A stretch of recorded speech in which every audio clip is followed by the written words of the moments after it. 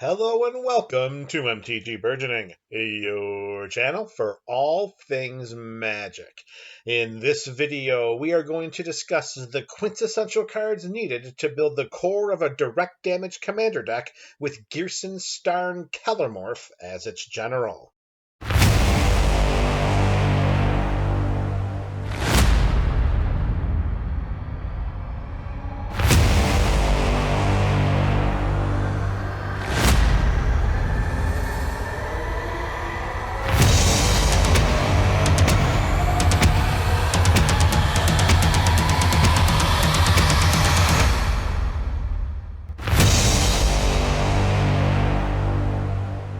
Ghyrson Starn Kelermorph hails from the Tyrannid Swarm pre-constructed EDH deck from the Warhammer 40k Commander product. He is a 3/2 legendary Tyrannid human with Ward 2 for 1 in Izzet colors. The built-in protection is important because our opponents will target our general early and often. Whenever another source we control deals exactly 1 damage to a permanent or player, Ghyrson deals 2 damage to that permanent or player as well. The path to victory here is simple. With Ghyrson on our side of the battlefield, we want to cast spells and activate and trigger abilities that deal exactly 1 damage to as many targets as possible and win the game by directly burning through our opponent's life totals. The core of this build will focus on getting the most out of a selective suite of Ghyrson-approved direct damage spells and abilities. We begin with cards that deal 1 damage to each opponent. Thermo Alchemist's activated ability does this, and whenever we cast an instant or sorcery spell, we can untap it. Lobber Crew does the same, and can untap whenever we cast a multicolored spell. Nettle Drone follows suit, and can untap whenever we cast a colorless spell. Brimstone Trebuchet also deals 1 damage to each opponent. Its untap ability will be difficult to trigger in this build. Whenever we cast an instant or sorcery spell, Electrostatic Field deals 1 damage to each opponent. Exalted Flamer of Tzeentch does the same, but also returns an instant or sorcery card at random from our graveyard to our hand at the beginning of our upkeep. This ability ensures that we should always have at least 1 spell to cast in order to trigger the Exalted Flamer's direct damage ability. The damage-dealing abilities of both Firebrand Archer and Kessig Flamebreather are triggered whenever we cast a non-creature spell. Whenever a land enters the battlefield under our control, both Tunneling Geopede and Spitfire Legak deal 1 damage to each opponent. Whenever another creature enters the battlefield under our control, Witty Roastmaster deals 1 damage to each opponent. Impact Tremors does the same, and should have more staying power on the battlefield. Chandra, Awakened Inferno, has a +2 loyalty ability that gives each opponent an emblem that says, at the beginning of your upkeep, this emblem deals 1 damage to you. Since there are no ways to remove emblems in Magic at the moment, this loyalty ability of Chandra's could be considered a win condition. If we pay 2 and 1 red mana and tap Shivan Gorge, then it deals 1 damage to each opponent.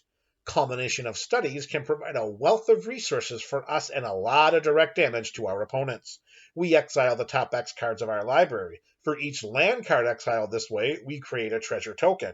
For each blue card exiled this way, we draw a card. For each red card exiled this way, Culmination of Studies deals 1 damage to each opponent. Mana acceleration, card drawing, and dealing direct damage to our opponents, that is the recipe for success in this build, and Ghyrson is our chef. Now let's turn our attention to our opponent's creatures. Blazing Volley deals 1 damage to each creature our opponents control. Smash to Dust does the same, but provides the option of destroying target artifact or destroying target creature with Defender instead. Scouring Sands also deals 1 damage to each creature our opponents control, and we get to scry 1. Boiling Earth does the same, and also provides the option of casting it for its Awaken cost. Overloading Electrickery will deal 1 damage to each creature we don't control, while Circle of Flame will deal 1 damage to any creature without flying that attacks us or a planeswalker we control. Dealing damage to our opponents and their permanents is the name of our game, and casting End the Festivities does this in spades. It deals 1 damage to each opponent and 1 damage to each creature and planeswalker they control. Goblin Chain Whirler does the same whenever it enters the battlefield, while Dagger Caster deals 1 damage to each opponent and each creature our opponents control when it enters the battlefield. For lesser impact but greater selectivity, let's add a series of Tim Tappers to the core of this build. Galactrode can tap and deal 1 damage to any target, and whenever we cast an instant or sorcery spell, we may untap it. Goblin Sharpshooter does the same, but can only untap whenever another creature dies. Cinder Pyromancer's targets are limited to players or planeswalkers, but it does untap whenever we cast a red spell.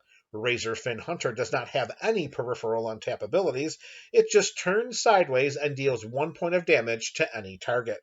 Just like Prodigal Sorcerer, Prodigal Pyromancer, Cunning Spark Mage, and Volshock Sorcerer, except that Cunning Spark Mage and Volshock Sorcerer both have haste. Drawing cards is vital in Magic, and this build is no different because we don't want the direct damage party to ever stop. With that in mind, all aboard the Are You Going to Pay 1 for That train, as Rhystic Study is an auto-include. Ponder allows us to set up the top of our library or shuffle it. In either instance, we draw a card. We scry 2 and then draw a card after casting Preordain, while Serum Visions does the opposite as we draw a card first and then scry 2. We draw 3 cards with Brainstorm and then put 2 cards from our hand on top of our library in any order. We draw 2 cards and then discard 2 cards with Careful Study. Faithless Looting does the same but has Flashback, which means we can cast it again from our graveyard. Enchanting one of our damage-dealing creatures with Curiosity provides a more repeatable source of card draw. Whenever enchanted creature deals damage to an opponent, we draw a card. If attached to a creature like Electrostatic Field, Firebrand Archer, or Kessig Flame Breather, then we will draw X cards each time the enchanted creature deals a point of damage to our opponents, where X is the number of opponents we have. Ophidian Eye does the same. With these auras, our hand should be inundated with cards throughout the game. For more repeatable sources of card draw that synergize with our direct damage theme, it's time to talk about a couple of iterations of Niv Mizzet. Whenever we draw a card, Niv Mizzet the Firemind deals 1 damage to any target. We can also tap this version of Nivi to draw a card. Niv Mizzet Perrin also pings a target for 1 whenever we draw a card, but its card drawing ability is triggered whenever any player casts an instant or sorcery spell. Under the watchful eye of Niv Mizzet, the cards should flow like the damage will flow to our opponents. Another repeatable card draw option is Archmage Emeritus, which draws us a card whenever we cast or copy an instant or sorcery spell. It's time to bring this video to a close by including some cards that synergize with and enhance our direct damage theme. Fiery Emancipation seems like it should be outlawed in a build like this, and it is a very viable alternate win condition, especially if Ghyrson is languishing in the command zone, suffering from a bout of overtaxation. If a source we control deals damage, it deals triple that damage instead. In a way, we can consider Fiery Emancipation to be Commander number 2. Nearly all the sources of damage in this build deal exactly 1 point. Ghyrson adds 2 points through his triggered ability for a grand total of 3 points of damage per 1 damage dealt. Fiery Emancipation does the exact same thing. Chandra's Incinerator is a 6/6 elemental with trample for 5 and 1 red mana. We should never have to pay this mana cost, because this creature costs X less to cast, where X is the total amount of non-combat damage dealt to our opponents this turn. Let's face it, we should be able to cast this 6/6 Trampler for just 1 red mana each and every time. Whenever a source we control deals non-combat damage to an opponent, Chandra's Incinerator deals that much damage to target creature or planeswalker that player controls. This is a synergistic way to keep the battlefield free of our opponent's creatures. Another way to rid the battlefield of nuisances is to include a copy of Basilisk Collar. When this equipment is attached to one of our Tim Tappers, whenever we tap and deal a point of damage to target creature, that creature is destroyed because our Tim Tapper has Death Touch. As a bonus, we also gain life. Burgi, God of Storytelling, adds a red mana whenever we cast a spell. Until end of turn, we don't lose this mana as steps and phases end. We'll use this mana to cast more spells and deal more damage to our opponents. Although Burgie's Boast ability does not fit the theme of this deck, the other side of the card does. Harnfell, Horn of Bounty, is a legendary artifact for 4 and 1 red mana.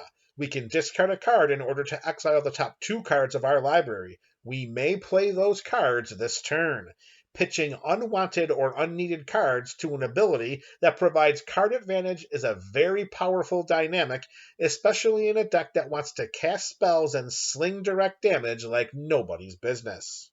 If we are able to deal excess damage to a creature or a planeswalker an opponent controls, then Toralf, God of Fury, deals damage equal to the excess to any target other than that permanent.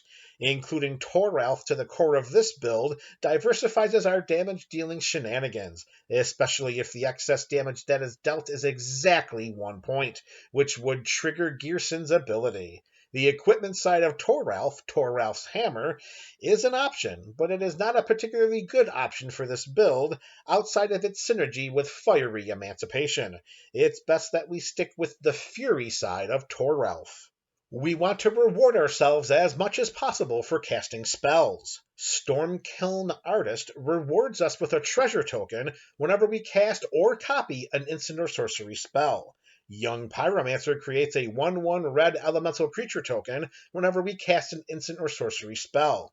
Third Path Iconoclast creates 1/1 colorless soldier artifact creature tokens whenever we cast non-creature spells, and Saheeli's Sublime Artificer does the same, but swaps out soldiers for servos, while also providing a -2 planeswalker ability that creates a copy of one of our damage-dealing creatures until end of turn. These creature tokens make great sacrifice fodder for Goblin Bombardment. By sacrificing a creature, this enchantment deals 1 damage to any target. Or perhaps these creature tokens are best served through the use of Flame Fusillade. Until end of turn, this sorcery gives all permanents we control the activated ability of tapping to deal 1 point of damage to any target. With Ghyrson on our side of the battlefield, this should be game-ending. This video provided a blueprint for building the core of a direct damage commander deck around Ghyrson Starn Kelermorph as its general.